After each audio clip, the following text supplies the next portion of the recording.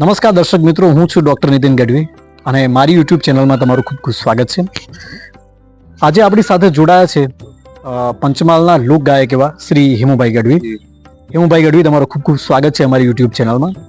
હેમુભાઈ, તમને ખબર જ છે કે આપણે આજે આપણા સુપ્રસિદ્ધ લોક ગાયક એવા ગુજરાતના શ્રી હેમુભાઈ ગઢવીના જન્મદિવસ એટલે 4 સપ્ટેમ્બર આજે એમનો જન્મદિવસ છે. એ નિમિત્તે આપણે ભેગા થયા છીએ.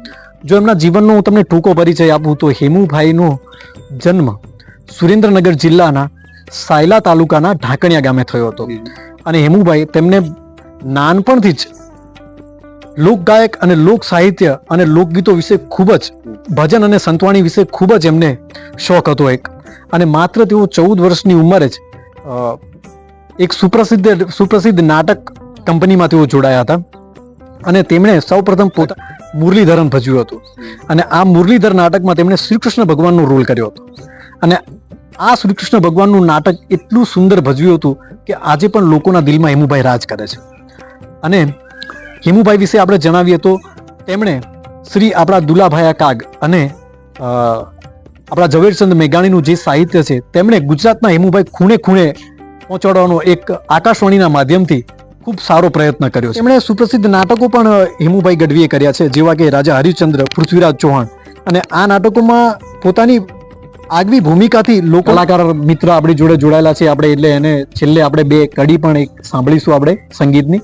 તો હેમુભાઈ, ચોપડાઓની અંદર જે એમની કવિતાઓ, જે એમના ગીતો, અટાણે તો આ ટીવી અને ડાયરા યુટ્યુબ ચેનલ પર સાંભળીએ, પણ એ સમયની જો વાત કરીએ સાહેબ, તો હેમુ ગઢવીના જે લોકગીતો અને રેડિયા ઉપર આવે અને વડીલો, યુવાનો, માતાઓ, બહેનો, ગામડાના એમ કહેવાય કે આજુબાજુના જે મકાનો હોય, જે ઘર હોય, આજુબાજુથી બધા એક જગ્યાએ મળી અને હેમુભાઈ ગઢવીના ગીતો સાંભળતા હોય. એમાં કવિ કાગબાપુના ભજનો હેમુભાઈ ગઢવી ગાતા, મેઘાણીના ગાતા.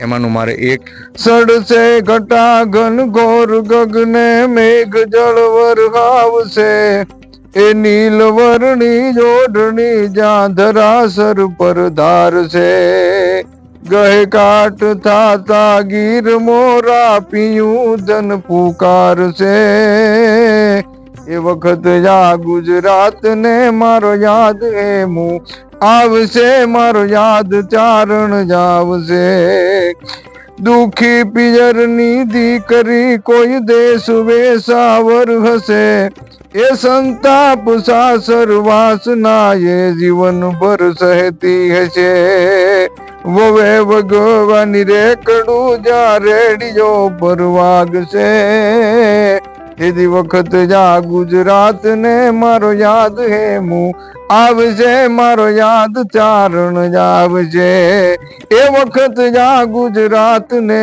મારો યાદ હેમુ આવશે, મારો યાદ ચારણ આવશે. હેમુભાઈ ગઢવીના જો હેમુભાઈ હું તમને સન્માનની વાત કરું તો ગુજરાતના સર્વપલ્લી રાધાકૃષ્ણ ના હસ્તે શ્રેષ્ઠ લોક સાહિત્યનો એવોર્ડ એમને મળ્યો છે. બીજી હું તમને વાત કરું તો ગુજરાતી ફિલ્મ લાગ્યો કસુંબીનો રંગ, તેમાં તેમને શ્રેષ્ઠ પાર્શ્વ ગાયક તરીકેનો પણ એમને એવોર્ડ મળ્યો છે. રાજકોટમાં મ્યુનિસિપલ કોર્પોરેશન દ્વારા એક જાહેર માર્ગને હેમુ ગઢવી માર્ગ પણ નામ આપવામાં આવ્યું છે.